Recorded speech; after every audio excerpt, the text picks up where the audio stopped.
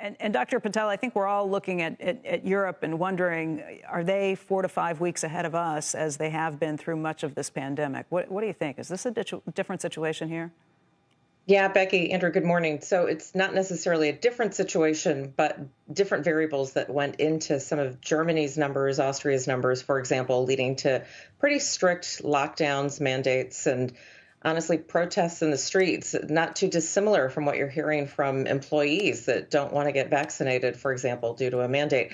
I think with Germany, what's interesting has been also what we hope to see here if we have a rise in cases is that they're not seeing the same kind of increase of deaths and hospitalizations. So, and that really is for the about 2/3 that is vaccinated. That's straight a result of that trend.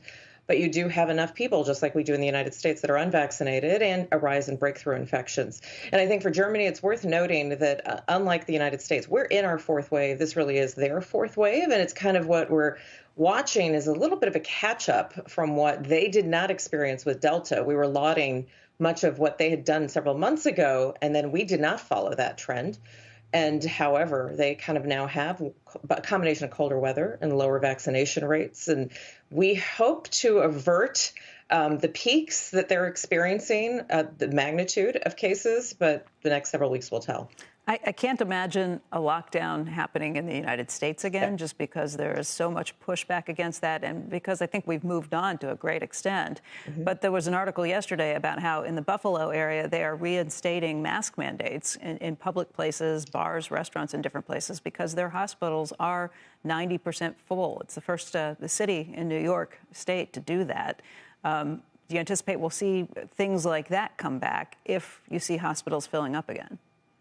I do, and we're starting to see it in parts of New Jersey. We're already talking about it in the Mid-Atlantic here because we expect that that trend will continue with cases rising at the rate they are.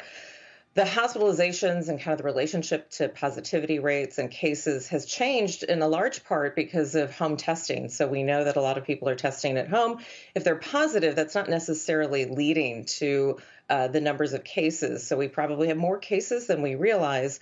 We also have a higher positivity rate with confirmation bias. People who do get a home test might go and get a PCR, and that'll, of course, be positive in most cases. So I think mask mandates, but I also think the public is a little frustrated. One day mask mandates are off, the next week they're on. And I do think it does feel like the 2/3 that are vaccinated are being punished for people who are unvaccinated. That same trend is continuing. So in the absence of that, I think it's probably more responsible to think of how we can at least let people know around, like New York City, Becky, let people understand the penetration of vaccination in an area and let individuals make those decisions when you have options.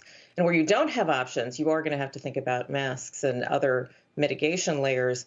I hope that by the time we get to the spring, though, this becomes something that is not necessarily, halting activity on a daily basis, that we understand that we can get for example, I will probably get COVID at some point in the next several years.